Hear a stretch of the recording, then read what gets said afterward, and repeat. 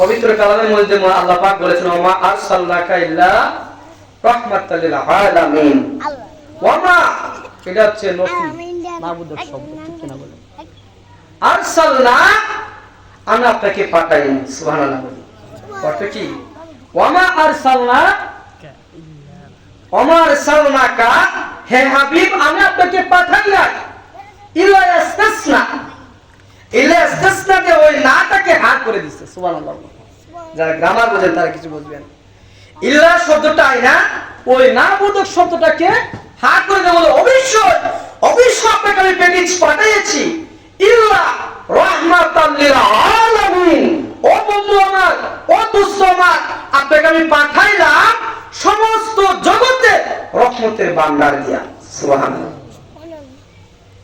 আলামে কুসুম আলামে কুসুম আলামিন বহু বচন, আলম ওয়াহিদ আলামিন জমাম, আলম সিঙ্গুলার আলামিন প্লুরাল। আলম অর্থ হচ্ছে জগৎ, আলামিন অর্থ হচ্ছে জগৎ সমূহের। আমার আল্লাহ বলো দোস্ত আমার, বন্ধু আমার, আপনার শান শুধু আসমানে নয়, সুবহানাল্লাহ বলেন। আপনার শান জমিনে নয়, আপনার শান শুধু আসমানে নয়, আপনার শান শুধু জমিনে নয়। আপনি শুধু রহমত আসমানের জন্য নয়, আপনি শুধু রহমত জমিনের জন্য নয়। আমি আল্লাহ যত জায়গার রব্বুল আলামিন, আপনি তত জায়গার রহমাতাল লিল আলামিন। একটু চিৎকার মেরে বলি না সুবহানাল্লাহ। এই আমার বাবারা, বন্ধুরা, একটু গভীর করে খেয়াল করে দেখেন। আমার আল্লাহ বলেন, ও বন্ধু আমার, দোস্ত আমার, আমি যত জায়গার রব্বুল আলামিন। আল্লাহ কত জায়গার রব্বুল আলামিন? সুবহানাল্লাহ বলেন না। আমার রব কত জায়গার রব? কেউ বলতে পারবেন? আমার রব বলে আমি তত জায়গার রব। 18,000 আলম, 80,000 মাখলুকাত। আমি আল্লাহ যা কিছু সৃষ্টি করেছি, যা কিছু সৃষ্টি করি নাই, যা কিছু হয়েছে, যা কিছু হয় নাই, যা কিছু হবে, যা কিছু হয় নাই, লামা খান থেকে ধরে তাহাতা পাথরপুর পর্যন্ত আমি আল্লাহ যত জায়গার রব, সেই জায়গার রহমতুল লিল আলামিন হচ্ছে আমার বন্ধু। একটু আওয়াজ করে বলি না সুবহানাল্লাহ।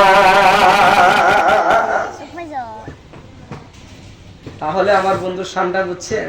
আয়াতের মনোটা আমার নবী হচ্ছে রহমাতাল লিল আলামিন। আলামিন হচ্ছে জগৎ সমূহ। আল্লাহ যা কিছু সৃষ্টি করেছেন, যা কিছু সৃষ্টি করেন নাই, যা কিছু করবেন, সকল কিছু রহমতের ভান্ডার হচ্ছে আমার নবী, সুবহানাল্লাহ। সেটার ব্যাখ্যা দিতে গেলে বিশাল সময়ের দরকার। যেহেতু হুজুর আমার উস্তাদজি, আমার উস্তাদের সমতুল্য, যিনি অত্যন্ত আদরের ছিলেন আমার মুর্শিদ কেবলা, সুবহানাল্লাহ। আমরা যে সময় অতটুকু ছোট ছিলাম তখন দেখতাম হুজুরে আমার মুর্শিদের ব্যাগ লইলে ঘুরতো, আর হুজুরে খুব মায়া কইরা, তখন কোনো আলেম ছিল না, একমাত্র হুজুর স্টেজে ওয়াজ করতো, সুবহানাল্লাহ বলে। উনি এখন আছে কিন্তু আমার মুর্শিদ কেবলা এখনো নাই।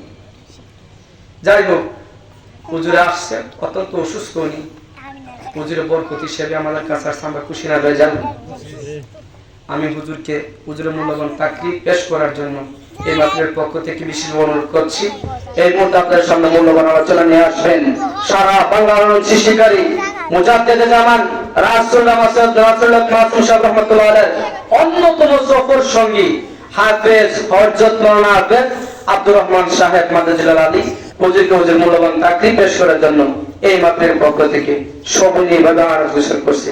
আসসালামু আলাইকুম ওয়া রাহমাতুল্লাহি তাআলা ওয়া বারাকাতুহু।